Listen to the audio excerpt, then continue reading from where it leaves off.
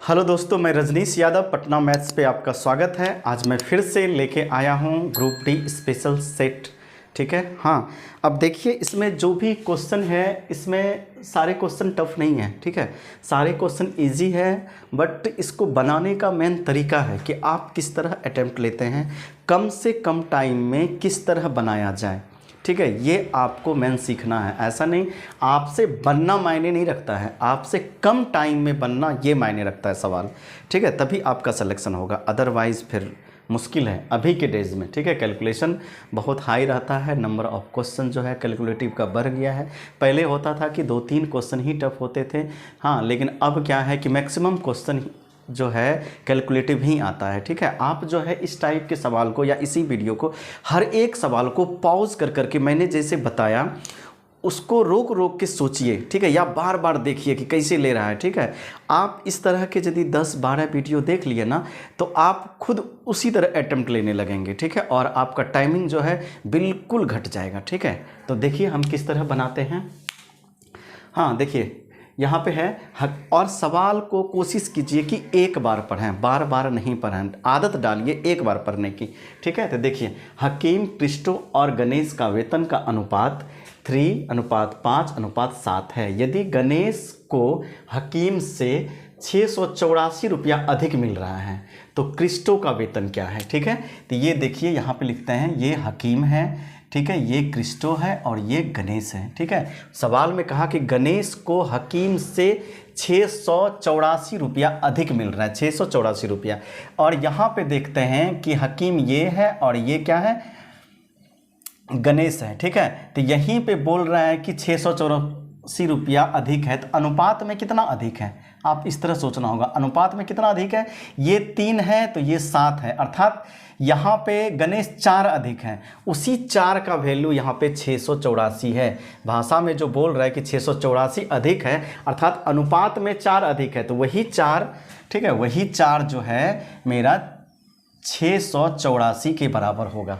ठीक है, 684 के बराबर, इसलिए 1 बराबर निकाल लेते हैं। तो 1 बराबर क्या हो जाएगा, इसको कटा दीजिए 4 से। ठीक है, 17 चौके 64 और 4 एका 171, 1 का वैल्यू 171 आया। ठीक है, मैंने कि 1 यूनिट का जब 4 = इतना था तो 1 का इतना आया। अब देखते हैं क्या बोलता है।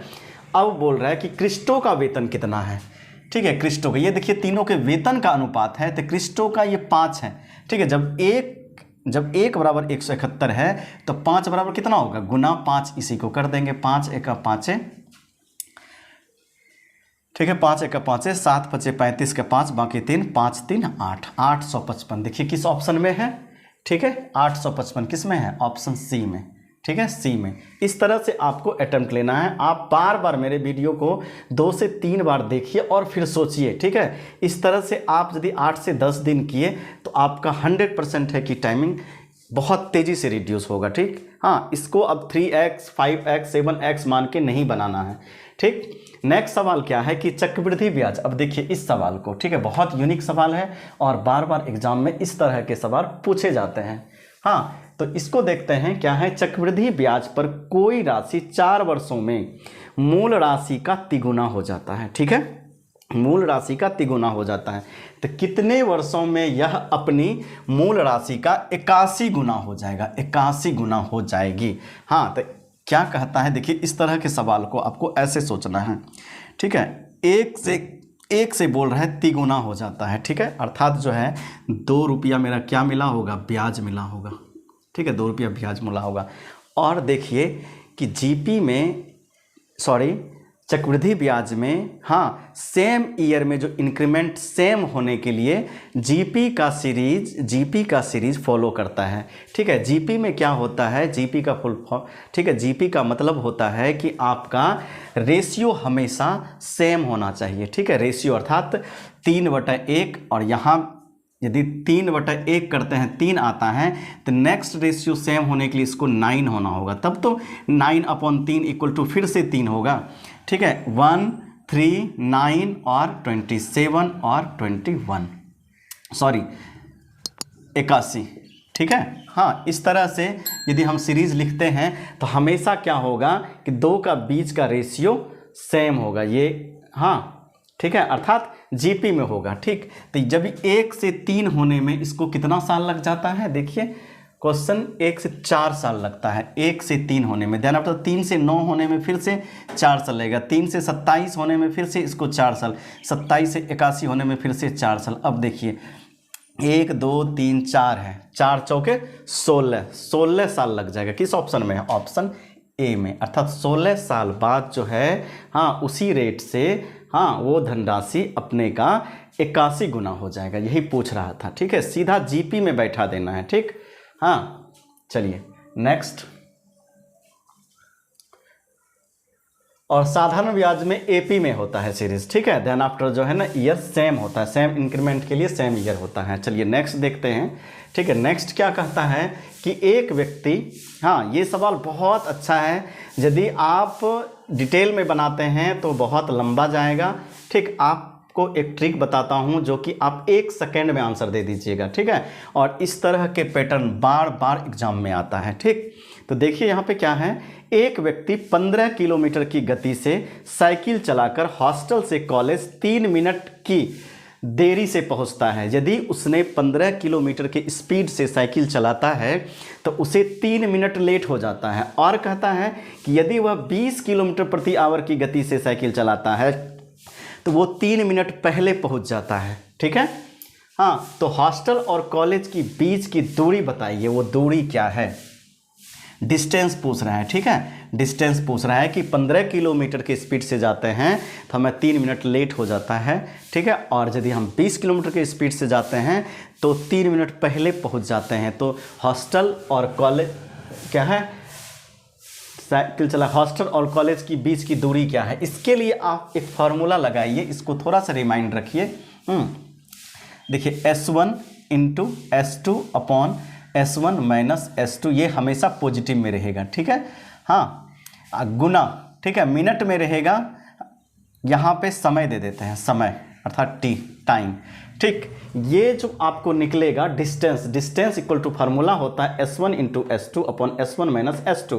S क्या है, S यहाँ पे स्पीड है, S क्या है स्पीड या गति, S क्या है गति है मेरा, S गति है, और T क्या है टाइम है, टाइम है। अब देखिए सेम इसी पे बैठा देना है।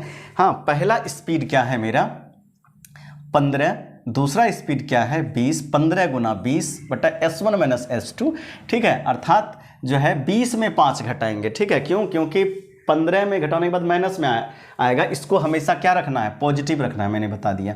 ठीक है, अर्थात यहाँ पे 5 गुना टाइम 3 मिनट पहले और 3 मिनट बाद। ठीक है, यदि दोनों देरी हो तो आपस में घटेगा।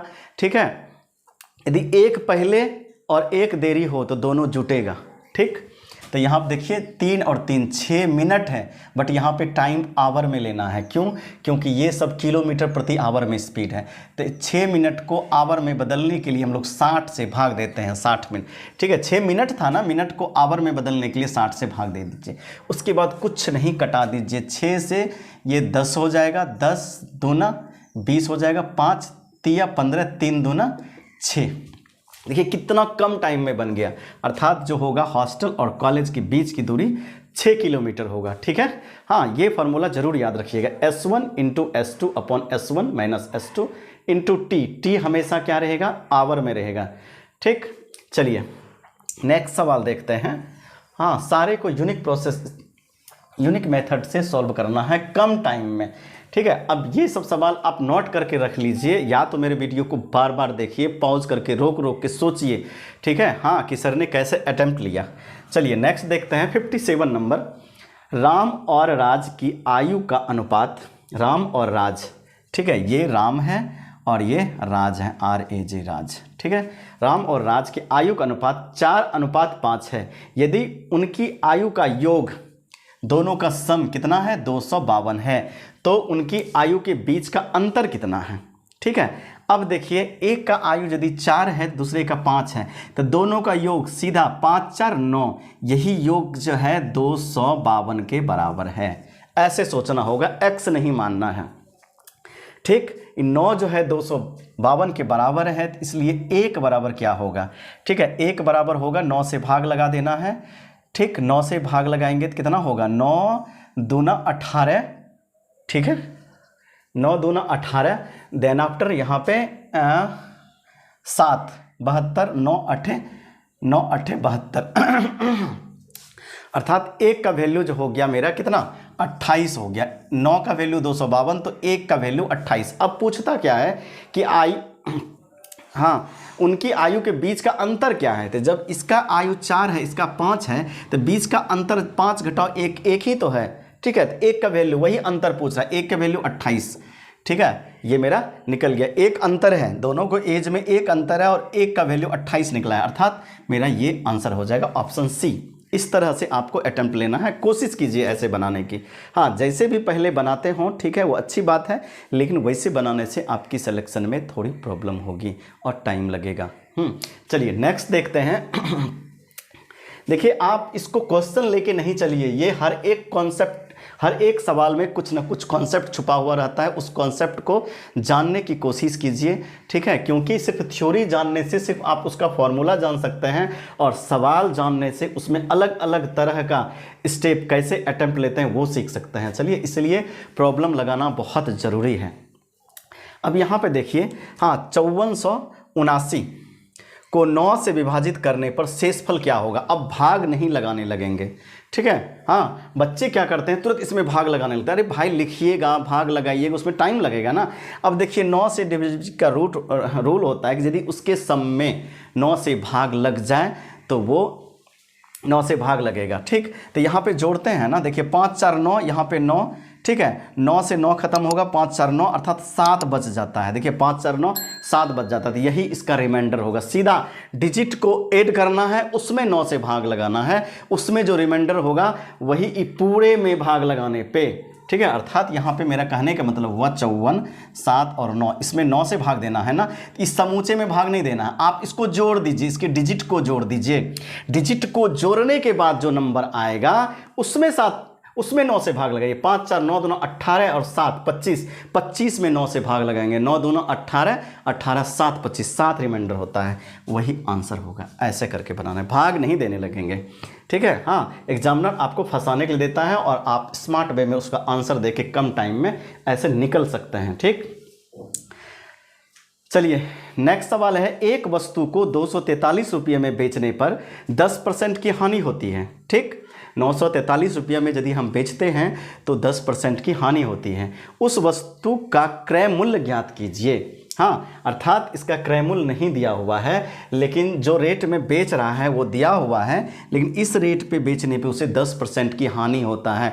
हाँ, कितना में 243 में बेचने पे 10% की हानि होता है, अर्थात कि पहले यदि क्रय मूल्य 100 होगा उसमें से 10% हानि हो रहा है, अर्थात ये जो है 90% का वैल्यू होगा, 90% का ये 243 होगा। तो हमको निकालना किसका है, 100% का।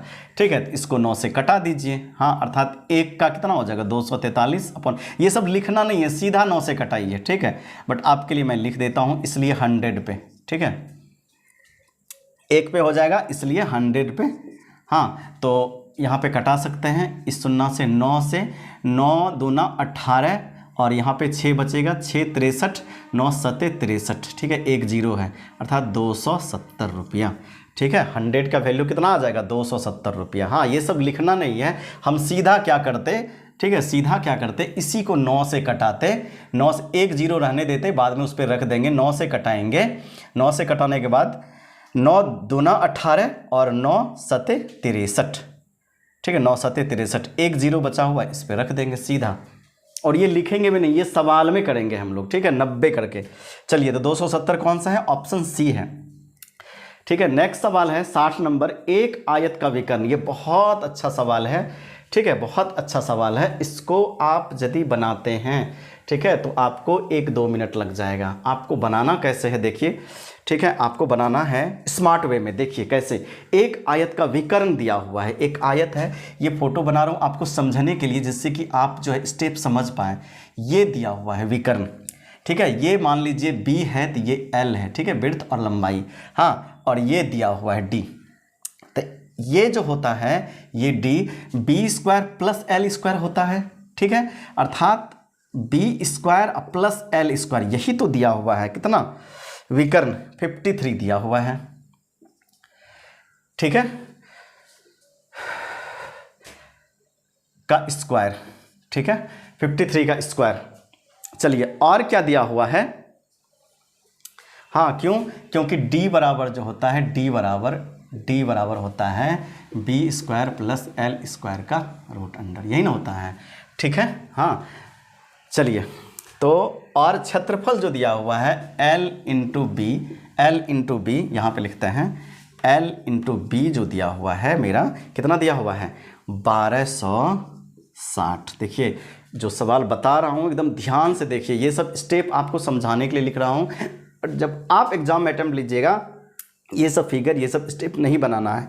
तो चलिए यहाँ पे हमको निकालना क्या है, आयत का परिमाप। तो आयत का परिमाप क्या होता है, देखिए 2 इंटू एल प्लस बी, यही तो होता है, ठीक है। और यदि हम एल प्लस बी का वैल्यू निकाल लें और उसको 2 से गुना कर दें, ठीक है, एल प्लस बी का वैल्यू निकाल लें, 2 से गुना कर दें, तो वही तो रिजल्ट होगा। तो यहाँ पे देख रहे हैं A square plus B square, A B है, यदि 2ab हो जाए, ठीक है, तो ये क्या हो जाएगा मेरा, ठीक है, ये मेरा हो जाएगा, देखिए l प्लस बी का होल स्क्वायर, ठीक है, l प्लस बी का होल स्क्वायर क्या होगा, देखिए बी स्क्वायर, ध्यान से देखिएगा, l square plus B square plus 2l into B, ठीक। हाँ, और ये स्क्वायर हटाएंगे तो इस पर क्या हो जाएगा, रूट हो जाएगा, ठीक है। ये स्क्वायर हटाता हूँ क्योंकि a प्लस बी का whole square, A square plus B square plus 2ab, ये स्क्वायर इधर से हटाता हूँ तो इस पर क्या आ जाएगा, रूट आ जाएगा, ठीक। अब देखिए इसका वैल्यू हमको दिया हुआ है L square plus B square का कितना है, 53 का स्क्वायर है, ठीक है, 53 का स्क्वायर है प्लस, ठीक है, 2 इंटू एल इंटू बी का वैल्यू कितना है 1260, ठीक है, 1260 है। देखिए 2 इंटू यदि 1260 होता है तो फिर भी उसके इकाई स्थान पे 0 ही आएगा, ठीक है। देन आफ्टर आप देखिए, देन आफ्टर यहाँ पे देखिए, आप यहाँ पे देखिए, अब इसके बाद हम लोग सोल्व नहीं करेंगे, क्यों, क्योंकि फिर इसको गुना करो, ऐड करो, फिर रूट निकालो, बहुत लंबा हो जाएगा। आपको ये सारे स्टेप बाउंस करके डायरेक्ट ये लिखना था, L plus B equal to, ठीक है, 53 का स्क्वायर प्लस 2ab, ठीक है, और ab का 1260 वैल्यू, डायरेक्ट ये सारे स्टेप को स्किप करके आपको डायरेक्ट ये लिखना था। ये समझाने के लिए किए जिससे आपको स्टेप समझ में आए, ठीक है। अब देखिए यहाँ के बाद हम कैसे सॉल्व करते हैं, मेन होता है कैलकुलेशन का ही, टाइम जो लेता है फॉर्मूला नहीं लेता है, टाइम कैलकुलेशन लेता है कि आप कैलकुलेशन किस तरह करते हैं।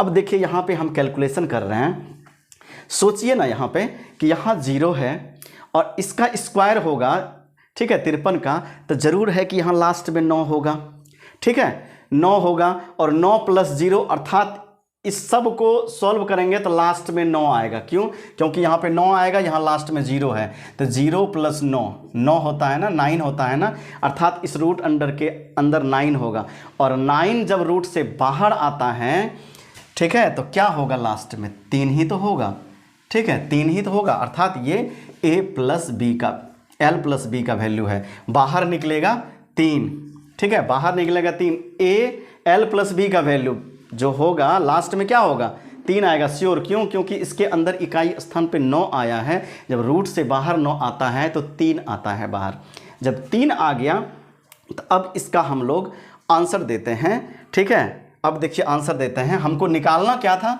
हमको निकालना था 2l प्लस बी, परिमाप, यही तो होता है, ठीक है, आयत का परिमाप। l प्लस बी का वैल्यू 3 आया, 2 से गुना करेंगे तो इकाई स्थान पे श्योर है कि 6 आएगा, ये 3 इकाई स्थान है, इसका वैल्यू नहीं है 3, इकाई स्थान का वैल्यू इसका 3 है, ठीक है, यूनिट प्लेस का 3 है, 3 को जब 2 से गुना करेंगे 6 आएगा, जिसके इकाई स्थान पे 6 होगा वही आंसर होगा। हम कैलकुलेट नहीं करेंगे, रूट के अंदर पड़ जाएंगे तो फिर बहुत मुश्किल में पड़ जाएंगे, इस तरह से, ठीक है। इस सवाल को आप बार बार रोक के 1-2 बार देखिएगा, आपको समझ आएगा कैसे हमने किया। यहाँ पे देख लीजिए ना, यहाँ 0, ये 3 जो स्क्वायर होके 9 बनेगा, 9 प्लस 0, सिर्फ यूनिट प्लेस का काम कर रहे हैं, 9 प्लस 0 यूनिट प्लेस पे 9 आएगा, 9 जब स्क्वायर से बाहर आता है 3 लेकर आता है, बट यहाँ पे परिमाप निकालना है तो इस पर 3 आया, तो 3 को 2 से गुना करेंगे श्योर है कि इकाई स्थान पे 6 आएगा, ये आपका ऑप्शन आएगा। ठीक है, इसीलिए चलिए इस टाइप के सीरीज़ को आप बार बार देखिए, इससे आपका जो है ना फास्ट में अटेम्प्ट लेने का और सोचने का, सवाल को देख के कैसे क्या सोचें, कैसे कहाँ पे ऑप्शन से आंसर दे दें, ये सब आपके अंदर आएगा। ठीक है, चलिए तब तक के लिए धन्यवाद और फिर मिलते हैं नेक्स्ट वीडियो के साथ। और यदि आपको ये सेट अच्छा लगा हो तो प्लीज़ मेरे चैनल को सब्सक्राइब कीजिए, शेयर कीजिए, लाइक कीजिए। तब तक के लिए धन्यवाद।